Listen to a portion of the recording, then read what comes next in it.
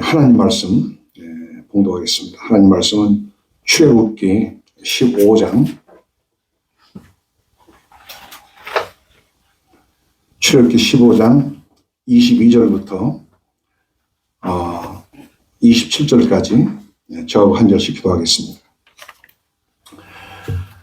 지금부터 3,500년 전 여호와 하나님께서 그의 종 모세를 통해서 이스라엘 민족을 이집트에서 신의 광야로 인도해 내셨습니다. 그리고 이 히브리 민족의 출애굽 사건은 단지 한 민족의 대이동으로만 끝나는 것이 아니고 위대한 하나님 나라 운동의 시작이었습니다. 그것은 하나님의 택하신 백성을 구원하려는 구원의 역사요, 오늘날 모든 성도들의 삶 속에서 일어나는 은혜롭고 역동적인 경험이기도 합니다. 하나님은 일찍이 이스라엘 민족의 조상인 아브라함에게 가나안 땅을 그의 후손에게 주시겠다고 약속하신 바가 있습니다. 그러나 이스라엘 민족은 아브라함의 손자 야곱 때에 이르러서 이집트로 내려가게 되었고 그곳에서 400년이나 머물면서 이방 사람의 종노릇을 하게 됐습니다. 물론 이렇게 된 것은 하나님께서 이미 아브라함에게 다 말씀하신 그대로였습니다. 이스라엘은 이집트에서 400년을 지난 동안 아주 큰 민족으로 번성하였습니다. 이방인의 압제 아래서도 핍박 아래서도 하나님은 그 백성을 축복하셔서 큰 민족으로 번성케 하셨습니다. 그러나 이스라엘이 이집트를 떠날 즈음이 되었을 때, 민족이 계속 번성하고 있을 때 극심한 핍박이 애굽 사람들로부터 오게 되었습니다. 이제 떠날 때가 됐다는 뜻입니다. 이에 하나님은 모세를 부르시어 그를 이집트로 보내시고 모세의 인도로 마침내 이스라엘이 이집트를 나오는 출애굽의 대역사가 일어나게 되었습니다. 하나님의 특별하신 계획과 섭리 아래 의도적으로 한 민족을 이 나라에서 다른 나라로 이동시킨 일은 인류 역사상 이스라엘이 유일합니다. 하나님이 아브라함에게 약속하신 땅이라 해서 거저 주시는 것은 아니에요. 애굽 땅에서 오랜 세월 남의 속박 아래 종으로 살게 하시고 유월절을 경험하게 하시고 홍해를 건너서 광야로 나오게 하십니다. 이 모든 것이 다 구원의 여정이라 그런 말씀이에요. 또한 광야에서 다시 40년을 지내게 하시면서 매일 아침 내려주시는 만나를 먹게 하시고 반석에서 솟아나는 샘물을 마시게 하셨습니다. 그리고 아말렉과의 전쟁 등 광야를 지난 동안 이런저런 어려움을 겪게 하시고 계속적으로 그 백성을 훈련하시고 연단하셨습니다. 이제 오늘 우리가 읽은 말씀 가운데 나오는 마라의 사건과 거기서 경험한 은총도 우연한 일이 아니고 하나님의 경륜으로 되어진 일입니다. 오늘날 우리들이 이 영광의 나라를 약속으로 받았지만 또한 먼저 이 세상 광야를 지나면서 연단받고 그 소망은 더욱더 견고해지는 것입니다. 우리는 이 광야 생활을 주님을 의지하고 매일매일 잘 해나가야 합니다. 다시 이스라엘의 출애굽 사건을 돌이켜보면 이스라엘이 이집트를 떠나서 홍해 바다를 걷는 것은 참으로 기적 중의 기적이었습니다. 그래서 구약의 또 시편에 이 사실을 많이 언급을 하고 있습니다. 그리고 이스라엘을 뒤쫓아오던 애굽 사람들은 홍해 바다의 물이 다시 합쳐짐으로 바다에서 다 수장되었습니다. 어린 양의 피로 구속함을 받지 못한 사람들은 홍해 바다를 건널 수 없습니다. 이스라엘만이 건넜습니다. 그리고 고대 강대한 나라였던 이집트 제국은 이 홍해 바다에서 그 사람들이 다 수장됨으로써 지금까지 이집트는 큰 나라가 되지 못했습니다. 나라가 그때부터 이제 완전히 망하게 되었어요. 이렇게 이스라엘을 쫓아오던 애굽 사람들이 홍해의 물이 다시 합쳐짐으로 바다에서 다 수장되었을 때 이스라엘은 얼마나 참 감격하고 기뻐했을까요? 출애굽기 15장 1절로 18절까지 모세와 이스라엘 백성의 감격에 찬 노래가 나옵니다. 또 20절부터는 미리암과 여인들이 소고치며 화답하는 노래가 나옵니다. 하지만 바로 다음 순간 이스라엘은 전혀 예상치 못했던 어려움과 고통에 직면하게 되었습니다. 22절에 보니까 이스라엘이 광야로 나와서 3일 길을 걸어갔지만 물을 얻지 못했어요. 이제 이스라엘 백성이 애굽을 떠나올 때 가지고 나왔던 물은 다 동이 났습니다. 23절에는 이스라엘이 마라에 이르렀는데 거기는 물은 있었지만 물이 써서 마실 수가 없었습니다. 마침내 24절에는 그 백성이 원망하였다고 기록하고 있습니다. 우리를 여기까지 인도해서 여기가 다 죽게 하느냐. 이제 모세가 원망의 대상이 됐어요. 때때로 우리의 찬송과 탄식, 우리의 감격과 절망 사이는 그렇게 긴 간격이 아닙니다. 하나님은 계속해서 자기 백성을 시련과 연단으로 몰고 가세요. 하나님은 우리를 온실 속에서만 편하게 있게 하시지 않고 때때로 비바람과 눈보라가 힘을 합치는 거친 들판으로 몰아가십니다. 본문에는 모세가 홍해에서 그 백성을 인도하여 마라에 이르렀다고 하였습니다. 이는 모세가 인도한 것이지만 실상은 하나님께서 그 백성을 그리로 인도하신 것입니다. 그러면 하나님이 물 없는 곳으로 그 백성을 인도하여 다 죽게 하려고 하는 것일까요? 결코 그렇지 않습니다. 하나님은 언제나 당신의 백성을, 오늘 저와 여러분을 진리의 길, 생명의 길, 복된 길, 의의 길로만 인도하시는 줄로 믿습니다. 그래서 마라의 쓴 물을 만났다고 해서 당장 나에게 죽게 생겼구나 하고 하나님을 원망하지 않아야 합니다. 하나님은 이때 묵묵히 우리의 믿음을 보십니다. 임마누엘의 불기둥과 구름기둥이 우리와 함께 하는 한 모든 쓴 잔을 달콤하게 변화시키는 줄로 꼭 우리는 믿어야 할 것입니다. 하나님의 종 모세는 원망하는 무리와 떨어져서 여호와께 부르짖었어요. 그때 하나님은 쓴 물을 달게 하시는 방법을 보여주셨습니다. 여기에 복음이 있고 여기에 여호와 이레가 있고 여기에 구원이 있습니다. 첫째, 여호와 하나님은 모세에게 한 나무를 보여주셨습니다. 25절에 모세가 여호와께 부르짖었더니 여호와께서 그에게 한 나무를 지시하시니 라고 말씀합니다. 지구상에 있는 어떤 나무나 풀은 쓴 물을 달게 해서 마실 수 있는 그러한 쓴 것을 정지하는 성분이 있다고 합니다. 이를테면 미국의 플로리다의 사사푸라스, 인도의 페로넬리, 그리고 또 인도의 넬리마람, 이런 나무는 그런 효력이 있다고 합니다. 또 성격은 다르지만 하와이의 림이라고 하는 나무도 역시 질병을 치유하는 성분을 가지고 있어서 그걸 꺾어서 달여서 굉장히 물이 쓴데 마셔서 효과를 보는 사람들이 있다고 하는 것을 들었습니다. 그런데 하나님께서 벌써 오래전에 이스라엘 백성이 그것에 올 것을 내다보시고 그곳에 쓴 물을 달게 하는 나무를 준비해 놓으신 것입니다. 이것이 그의 백성을 향하신 하나님의 은밀한 사랑이라 할 것입니다. 참 사랑은 이렇게 은밀한 성격으로 나타나요. 어머니는 자녀가 잠들었을 때 감기에 걸리지 않도록 가만히 이불을 덮어주시고 또 고개가 아프지 않게 베개도 반듯하게 이렇게 해주십니다. 자고 있는 아기가 깰까봐 가만히 그렇게 어머니는 하십니다. 성도가 가는 길에 때로는 위험과 함정이 있지만 하나님은 벌써 다 아시고 은밀한 가운데 피할 수 있는 길을 준비하고 계신 줄로 믿습니다. 그래서 우리가 고린도전서에도 피할 길을 내신다. 시험 받을 즈음에 피할 길을 내신다. 이렇게 말씀하고 있습니다. 이러므로 우리가 어려움을 당할 때 앞이 캄캄해져서 그 어려움만 보면은 하나님을 원망하게 되고 좌절하고 낙심하기 쉬운 것입니다. 그러나 그 어려운 문제 곁에는 반드시 하나님께서 해결책을 예비하시고 계시며 그리고 해결책은 멀리지 않고 내 가까이에 있는 것입니다. 쓴 물을 치료에 달게 하는 나무가 바로 하나님의 백성 곁에 있었습니다. 그런데 오늘 이 치료한 나무는 무엇을 보여주고 있을까요? 그 나무는 다름 아닌 예수 그리스도의 십자가의 나무입니다.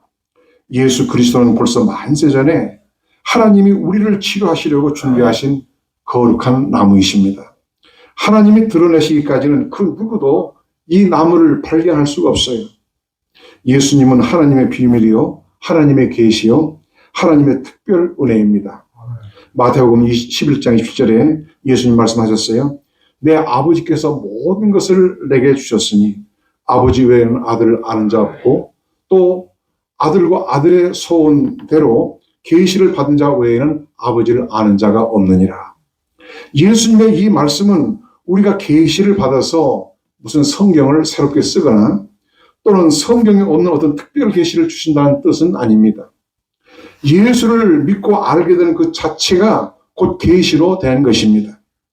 요한복음 1장 18절에 본래 하나님을 본 사람이 없으되 아버지 품속에 있는 독생하신 하나님이 나타나셨느니라, 이렇게 말씀했어요. 하나님의 아들 예수 그리스도는 이미 오랜 세월 예언을 쫓아 이 땅에 오신 구주이지만 또한 이 상 많은 사람들에게 예수님은 비밀이십니다. 이러한 예수님을 우리가 알게 되었으니 우리는 특별한 은혜를 받은 것입니다. 그야말로 계시의 영이 임해서 예수를 믿게 하시고 알게 하신 거예요. 고린도전서 2장 10절에 오직 하나님의 성령으로 이것을 우리에게 보이셨으니 성령은 모든 것과 하나님의 깊은 것이라도 통달하시느니라, 이렇게 말씀합니다. 과연 주님의 계시의 영이 오늘 우리를 감화하시고 우리의 마음 눈을 여신 것입니다.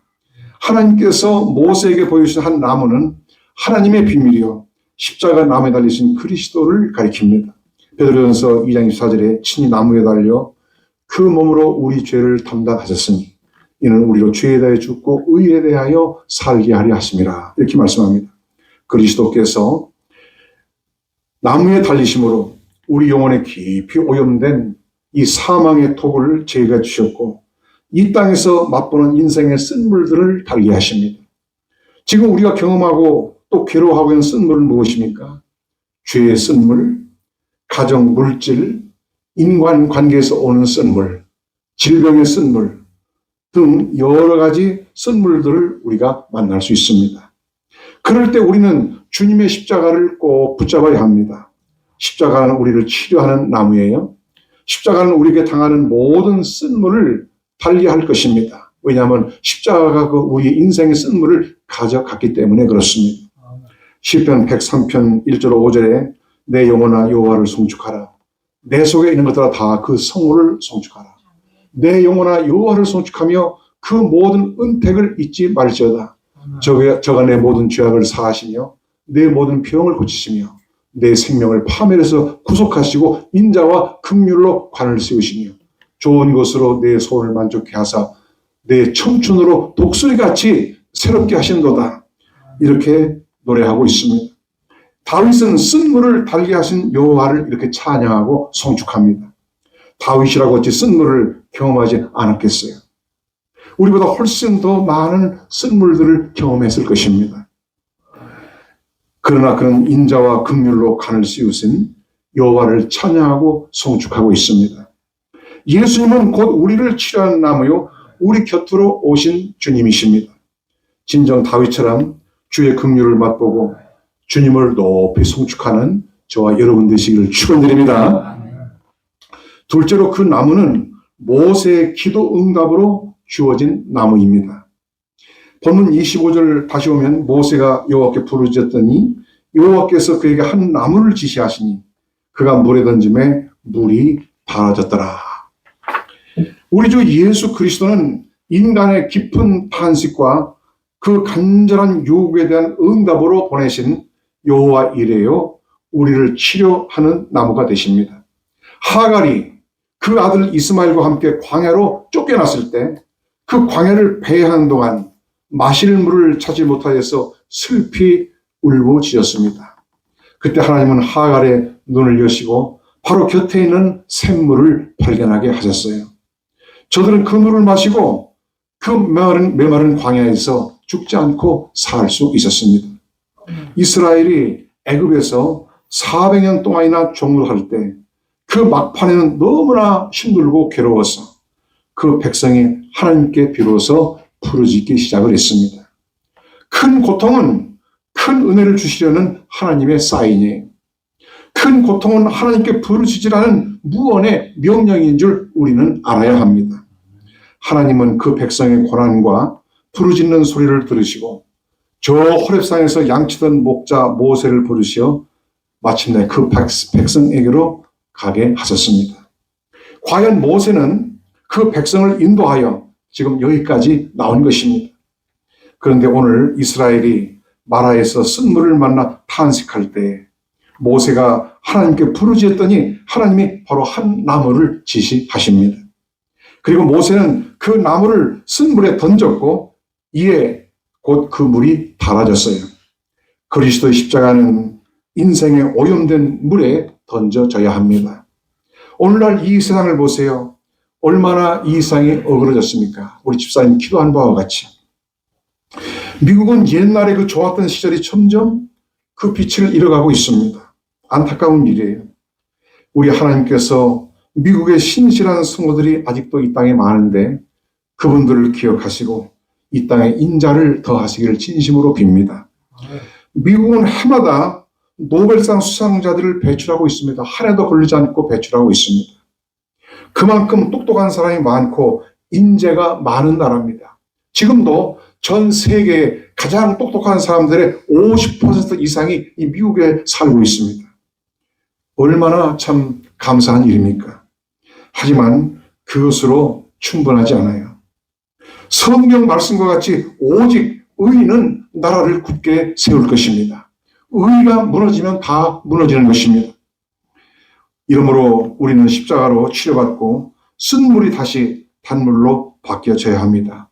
오늘 나부터 그리고 여러분부터 쓴물이 변하여 탄물로 바뀌어져야 합니다. 이 나라에 쓴물이 있는 곳곳마다 치료하는 십자가 나무가 꼭 필요한 것입니다. 인류 역사에는 영원히 강대한 나라가 없었고 또한 영원히 굳게 서 있을 나라도 없어요. 왜냐하면 이 세상 나라는 그 어떤 나라든지 간에 결국 부패하고 악취가 나기 때문에 그렇습니다. 이러므로 결국은 세상 나라는 다 심판을 받을 수밖에 없습니다. 오직 거룩하신 하나님의 나라만이 영원 무궁할 것입니다. 우리는 주님이 가르쳐주신 기도를 할 때에 맨 마지막에 대개 나라와 권세와 영광이 아버지께 영원히 있사옵나이다 이렇게 기도합니다. 여기 대개라고 하는 말은 이제 영어로는 for라는 말로 번역을 했는데 대개는 대충, 대강, 대부분 이런 뜻이 아닙니다. 큰 대자에다가 덮을 게자예요. 크게 덮는다. 나라와 권세와 영광으로 온 세계를 크게 덮어서 그 나라가 영원 무궁하게 할 것입니다. 그리고 꼭 그 기도대로 이루어지고야 마는 것입니다. 다만 우리는 주님이 다시 오시는 그날까지 우리 미국을 지켜주시고 이 마지막 때에 하나님 나라를 위해 미국을 들어 쓰시기를 기도한 것입니다. 그렇게 하려면 어떻게 됩니까? 하나님께 우리가 부르짖어야 돼요. 간절히 기도해야 됩니다. 25절에 부르짖었다는 말의 원문의 뜻은 간절히 기도했다는 말입니다. 그냥 소리만 내서 기도한 것이 아니라 영혼을 쏟아붓는 기도를 한 것입니다. 하나님이 당장 쓴물을 고쳐주시지 않으면 지금 다 이 백성이 죽게 생겼어요. 얼마나 절박한 일입니까? 그래서 모세는 이렇게 절박한 심정을 가지고 간구한 것입니다. 우리가 이 심정으로 하나님 앞에 간구해야 합니다. 나와 내 가정을 위해서, 이 나라를 위해서 그렇게 간구를 해야 합니다. 이것이 우리 교회가 여기에 세워진 이유이기도 한 것입니다. 그리고 또 말씀하지만 우리는 기도할 때 아주 절박한 심정으로 할 필요가 있어요. 하나님이 기도 들으시면 고맙고 안 들으시면 뭐 할 수 없고 이런 마음 가지면 안 됩니다. 반드시 이 기도를 들어주셔야 한다. 이 믿음을 가지고 이 확신을 가지고 이 끈질긴 이 소망을 가지고 구해야 하는 것입니다. 하나님은 우리의 이러한 기도를 원하세요. 끝까지 힘있게 믿음의 길을 달려간 모든 믿음의 선진들은 기도의 동력이 꺼지지 않았습니다. 우리는 이것을 꼭 기억해야만 하겠습니다. 오늘 모세는 쓴물을 만나 하나님께 간구했고 하나님은 응답하셨습니다. 기도에는 반드시 응답이 있어요. 큰 기도에는 큰 응답이 있습니다. 기도하게 하신 하나님은 우리로 하여금 허공을 치게 하시지 않아요. 이러므로 우리 예수님께서도 구하는 이마다 얻을 것이요 찾는 이가 찾을 것이요 두드리는 이에게 열릴 것이니라 말씀을 하셨습니다. 영국의 설교가인 프레드릭 마이어 목사님이 이런 말씀을 했어요. 우리는 너무나 실망으로 가득 차 있기 때문에 충만한 은혜를 찾을 마음의 여유가 없습니다. 그러나 우리가 그 은혜를 찾아 부르짖을 때 이 충만한 은혜가 우리의 열망하는 눈에 바로 보이게 될 것입니다. 이렇게 말씀했습니다. 그렇습니다. 백성은 원망했지만 모세가 부르짖으니 그 은혜가 즉시 나타난 것입니다. 26절에는 나는 너희를 치유하는 여호와임이니라 이렇게 말씀하십니다. 예수 그리스도는 우리의 여호와로서 우리의 치료자 여호와 라파가 되십니다. 지금 우리에게는 치료되어야 할 쓴물은 없습니까? 내 영혼과 내 삶을 괴롭게 하는 쓴물은 없습니까? 그 모든 문제를 위해서 십자가를 붙들고 간구해 보세요. 십자가가 내게 있는 쓴물을 단물로 변케 하는 기쁨을 맛보게 할 것입니다. 우리를 향하신 하나님의 은혜와 사랑은 아주 크고도 넓은 것입니다.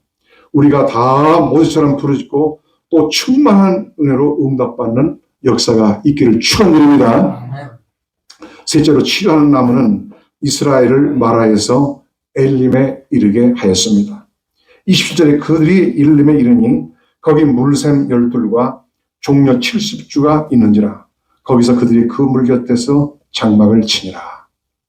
하나님은 마라의 쓴물만 계속 경험하게 하신 분이 아니세요. 마라를 경험한 후에는 또한 엘림의 축복을 예비하고 계십니다. 치료하는 나무에 의해 쓴물이 달게 됐을 때 이스라엘은 다시 용기를 얻어서 앞으로 계속 전진하였더니 이번엔 엘림의 위로를 맛보게 하셨습니다. 우리는 엘림에 대해서 조금 더 말씀을 나눌 필요가 있습니다. 엘림은 무엇을 의미할까요? 엘림은 한마디로 교회를 뜻합니다. 엘림은 사막 한복판에 있는 특별한 오아시스였습니다. 하나님이 오래전에 그것을 통과하게 될 그 백성을 위해서 예비한 곳입니다. 특별히 이곳에 12개의 물샘과 70그루의 종려나무가 있었다고 하는 것은 결코 우연의 일치가 아닙니다. 12개의 물샘은 이스라엘 12지파를 상징하는데 이는 이스라엘 12지파가 충분히 맞을 수 있는 생명의 물이었습니다. 그리고 70그루의 종려나무는 70명의 기둥 같은 영적 지도자들을 말합니다. 이스라엘 백성들의 12지파가 참 그들에게 그늘이 되고 그 종려나무가 12지파의 그늘이 되어주고 또 기댈 수 있는 그런 영적 지도자들, 기둥과 같은 사람들입니다. 나아가서 종려나무는 주님의 은혜를 입은 성도를 말하기도 합니다. 종려나무는 사막에서도 그 줄기가 강건하고 결코 잎이 시들지 않습니다. 이와 같이 하나님의 은혜를 입은 성도는 사막과 같은 이 세상에서도 그 영적 생명력이 강하고 그 삶이 메마르지 않는 줄 믿으시기 바랍니다. 치료하는 나무에 의해 새 모든 백성은 이렇게 엘림에 이르렀습니다. 12개의 물샘과 70그루의 종려나무가 있는 엘림은 너무나 좋은 것입니다. 이것은 바로 사막과 같은 이 세상에 있는 우리 주님의 교회를 보입니다. 이 세상을 지난 나그네들에게 주님의 교회보다 더 좋은 것은 없습니다. 오늘 우리는 치료하는 나무에 의해서 엘림으로 나온 것을 믿으시길 바랍니다. 우리는 여기서 생명의 물을 마시고 성령의 그늘 아래서 휴식을 취합니다. 교회는 사막과 같은 세상에서 땀 흘려 살다가 와서 쉬고 가는 곳이에요. 여기서 우리는 세임 얻고 위로를 받고 가는 것입니다. 그런데 엘림은 미래에 대한 하나님의 예표이기도 합니다. 엘림은 참 좋은 곳이긴 하지만 거기에 오래 머물러 있을 곳은 아니에요. 이곳에 장막을 쳤다는 것은 잠시 머물다가 떠난다는 것을 뜻합니다. 12개의 물샘과 70그루의 종나무가 있는 엘림은 참 좋은 곳입니다. 그러나 엘림이 이스라엘의 영구한 안식처는 아닙니다. 그곳에서는 물을 마시고 잠깐 휴식을 취할 뿐입니다. 신명기 8장 7절로 10절에 보면 하나님은 엘림보다 더 나은 것을 약속하고 있어요. 그곳은 다름 아닌 약속의 땅 가나안 복지였습니다. 오늘 우리가 한 곳은 어디입니까? 우리를 치료하는 나무이신 참 좋으신 예수 그리스도는 우리를 어디로 인도하십니까? 요한복음 14장 1절로 4절에 너희는 마음에 근심하지 말라. 하나님을 믿으니 또 나를 믿으라. 그렇지 않으면 너에게 이르렀으리라. 내가 너희를 위한 처소를 예배하러 가노니 가서 너희를 위한 처소를 예배하면 내가 다시 와서 너희를 내게로 영접하여 나 있는 곳에 너희도 있게 하리라. 이렇게 말씀하십니다. 그래서 베드로후서 3장 13절에 말씀합니다. 우리는 그 약속대로 의에 거하는 바 새 하늘과 새 땅을 바라보도다. 우리를 치료하시는 나무는 우리를 영원한 약속의 땅으로 인도하십니다. 엘림을 경험하게 하시고 그리고 결국은 우리를 영원한 복지로 인도하실 것입니다. 우리는 이 땅에서 끊임없이 쓴물을 경험하지만 그러나 치료하는 나무가 있습니다. 오늘 또 예수 그리스도의 십자가는 나를 치료하는 나무입니다. 죄로 인해 쓴물로 가득 찬 내 영혼을 치료합니다. 이런저런 아픔과 상처로 눌려있는 내 영혼을 치료합니다. 그리스도의 십자가는 내 몸의 질병까지도 치료하는 나무인 줄로 믿습니다. 오늘 26절에 나는 너희를 치료하는 여호와임이니라 이렇게 말씀했어요. 이 얼마나 감사한 말씀입니까? 예수 그리스도는 오늘도 나를 치료하시는 여호와 라파가 되십니다. 이러므로 우리를 치유한 그 십자가를 우리는 붙들고 나가야 할 것입니다. 오늘 또 주님의 긍휼과 그 인자하심이 우리 모두를 덮으시기를 예수의 이름으로 축원합니다. 아멘. 기도하겠습니다.